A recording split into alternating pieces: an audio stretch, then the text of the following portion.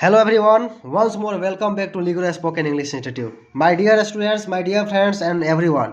Today I have come with a new video and in this video I am going to read one English story.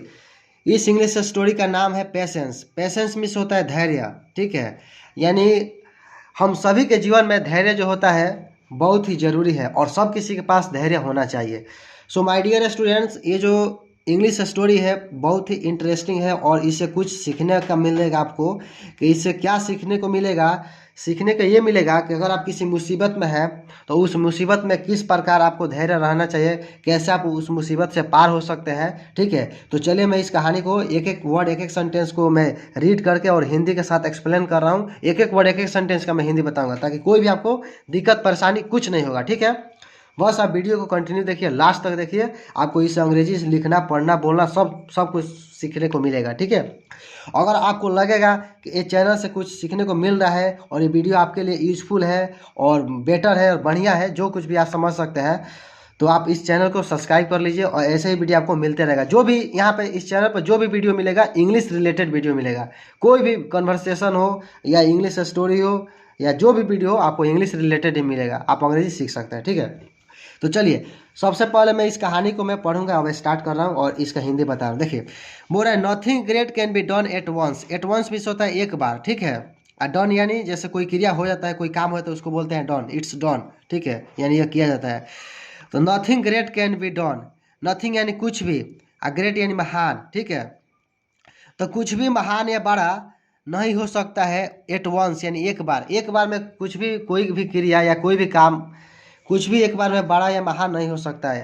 It takes time, ये समय लेता है। It takes time इस होता है ये समय लेता है। टू बी कम्प्लीटेड यानी पूरा होने में क्या होता है, समय लेता है।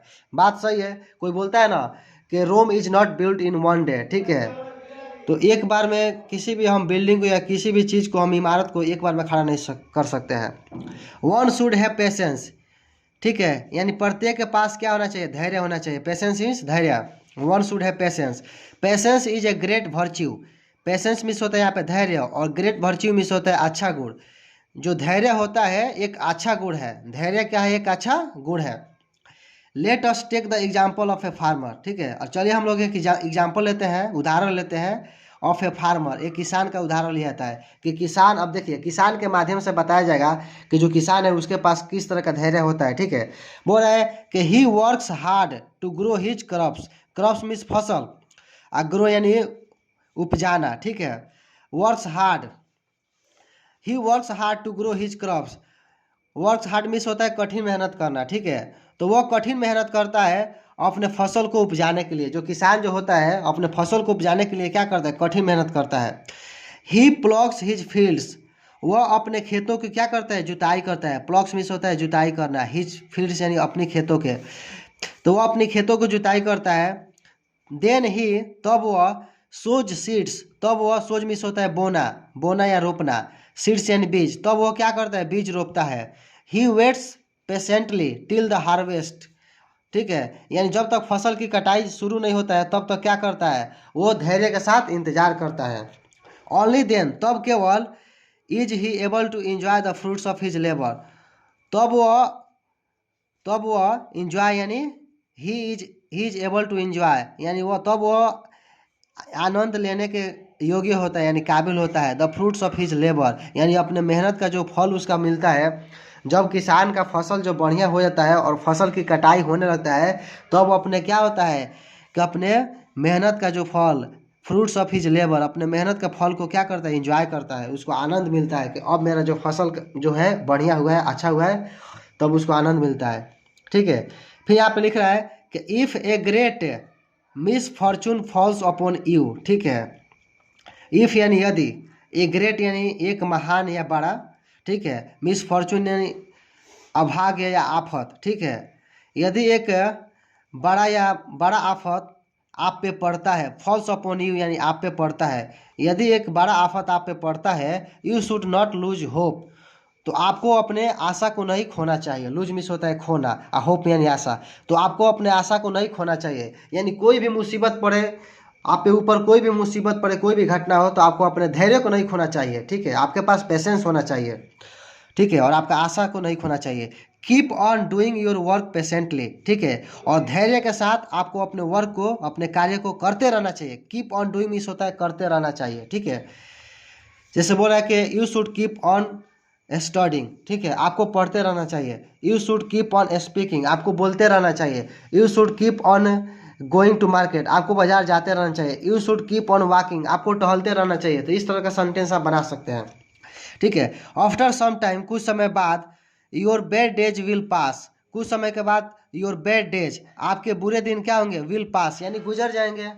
You will then get success, you will then get, तब आप, देन मीन्स होता है तब आप गेट सक्सेस, तब आप सफलता पाएंगे। तब आपको क्या होगा, जब आपके बुरे दिन चल जाएंगे तब आपको सफलता मिलेगा। सही बात है, ठीक है।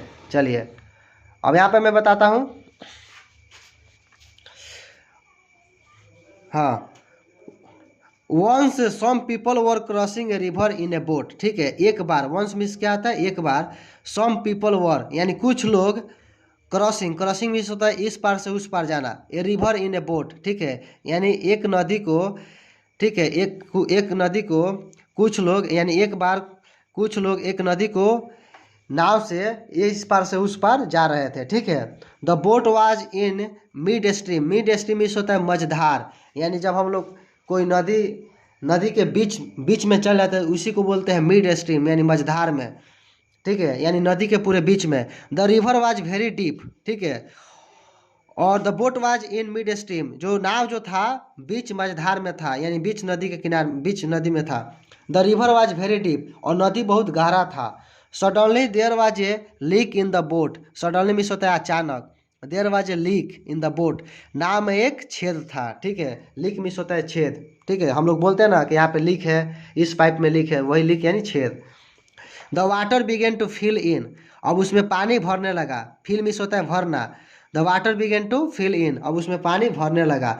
देयर वाज डेंजर, ठीक है, there was danger that the boat might sink, अब यह खतरा था, ठीक है। देयर वाज डेंजर यानी खतरा था कि बोट माइट सिंक, यानी नाव कहीं डूब ना जाए, ठीक है, यानी नाव कहीं डूब ना जाए। सिंक मिस होता है डूबना। नॉन ऑफ द पीपल, यानी लोगों में से कोई नहीं, नॉन मिस होता है कोई नहीं, लोगों में से कोई नहीं। In the boat knew how to swim, यानी लोगों में से कोई नहीं जाना कि, यानी जितने भी लोग जो नाव पे बैठे थे उन लोगों में से कोई नहीं जाना कि हाउ टू स्विम यानी कैसे तैरे, ठीक है। दे वर टेरिफाइड, वे लोग भयभीत थे, ठीक है, वे लोग डरे हुए थे। But the boatman was very courageous, लेकिन जो नाव खेने वाला जो व्यक्ति था, जो बोटमैन था, वो बहुत साहसी था। क्या था, बहुत साहसी था। He had a wonderful presence of mind too, देखिए wonderful presence of mind means होता है अच्छा निर्णय लेने के काबिल, यानी जो व्यक्ति अच्छा निर्णय लेने के काबिल होता है आप उसको बोल सकते हैं ए वंडरफुल प्रिसेंस ऑफ माइंड, ठीक है। तो उसके पास, जो नाव खेने वाला व्यक्ति था, उसके पास एक अच्छा निर्णय लेने के काबिल का दिमाग था, यानी वो मतलब वो एक अच्छा निर्णय ले सकता था। ही सेड टू देम, और वह उन लोगों से कहा don't panic, don't panic means होता है घबराओ मत, हलचल मत करो, भगदड़ मत करो। Stay calm, stay calm means होता है शांत रहो, स्टे काम मीन्स क्या होता है, शांत रहो। एंड हैव पेशेंस, और धैर्य रखो, हैव पेशेंस मीन्स होता है धैर्य रखो, ठीक है। Throw the water out of the boat, अब यहाँ पे वो नाव खेलने वाला व्यक्ति कहते हैं throw the water out of the boat, यानी नाव से पानी को बाहर फेंको। विथ योर हैंड्स, यानी अपने हाथों से, यानी बोला कि जब नाव में पानी भरने लगा तो आप लोग क्या कीजिए, अपने हाथों से नाव को, पानी को, नाव में जो पानी भरा है उसको आप लोग फेंकिए बाहर, ठीक है। Hearing this started, hearing this, hearing his words the passengers started, देखिए यहाँ पे है, ठीक है। हियरिंग दिस, हियरिंग हिज यानी उसे सुनते हुए, हियरिंग में क्या होता है, सुनना, ठीक है। हियरिंग हिज वर्ड्स, उसके शब्दों को सुनते हुए, the passengers started throwing the water out, और पैसेंजर्स यानी जो यात्री बैठे थे, यात्री, passengers started throwing the water out, तो पैसेंजर क्या करने लगे, पानी को बाहर फेंकने लगे। The boatman kept rowing patiently, rowing means होता है खेना, नाव को खेना। जो बोटमैन था, जो नाव वाला जो व्यक्ति था, वो नाव को धैर्य के साथ खेते रहा और लोग पानी को बाहर फेंकते रहे। इन about half an our, half an hour means होता है आधा घंटा में, अबाउट मीन्स होता है के बारे में या लगभग, ठीक है। तो in about half an hour, लगभग आधा घंटा में, he had rowed the boat to the bank, ठीक है, और लगभग आधा घंटे में वो क्या किया, ही हैड रोवेड द बोट, यानी नाव को खेकर नदी के किनारा लेके पहुंचा दिया। द पैसेंजर्स यानी यात्री, देखिए अब यहाँ पे है, the passengers had a narrow escape. Narrow escape means होता है किसी घटना से बचा लेना, ठीक है। अब जो यात्री जो थे उनको क्या किया गया, किसी घटना से बचा लिया गया। हैड ए नैरो एस्केप यानी एक अच्छा बचने का मतलब तरीका मिल गया। The boatsman patience and presence of mind had avoided a mishap, ठीक है। यानी बोल रहा है द बोट्समैन पेशेंस यानी बोट्समैन जो नाव खेलने वाला जो व्यक्ति था उसका जो धैर्य था, एंड प्रिसेंस ऑफ माइंड, ठीक है, presence of mind had avoided a mishap, ठीक है। यानी जो एक प्रिसेंस ऑफ माइंड मिस होता है अच्छा सोचना, हाँ, patience and presence of mind, ठीक है। यहाँ पे लिखा भी है, देखिए यहाँ पे लिखा है कि प्रिसेंस ऑफ माइंड मीन्स होता है ability to take a right decision, ठीक है। यानी अच्छा निर्णय लेने के वो काबिल था, ठीक है, to take a right decision, अच्छा निर्णय लेने के लिए वो योग्य था। जो बोट जो मैन था वो अच्छा निर्णय लेने के लिए योग्य था। एवॉइडेड ए मिस हैप, और घटना से क्या किया, बचा लिया। मिस हैप मिस होता है घटना या दुर्घटना, एवॉइडेड मिस होता है बचा लेना या दूर रखना। तो उस घटना से उन लोगों को दूर रखा और बचा लिया, किसी तरह वो बचा लिया। तो माय डियर स्टूडेंट्स, यहाँ पे कुछ वर्ड मीनिंग भी है, आप लोग देख लीजिए। एटवांस मिस होता है क्विकली यानी एक बार, प्लॉक्स मिस होता है digs and turns over the mood, ठीक है। यहाँ पे बहुत सारा वर्ड मीनिंग है।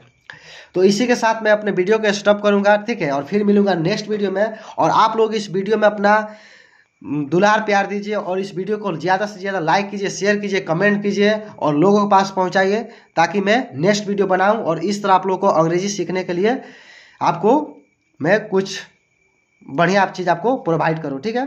तो चलिए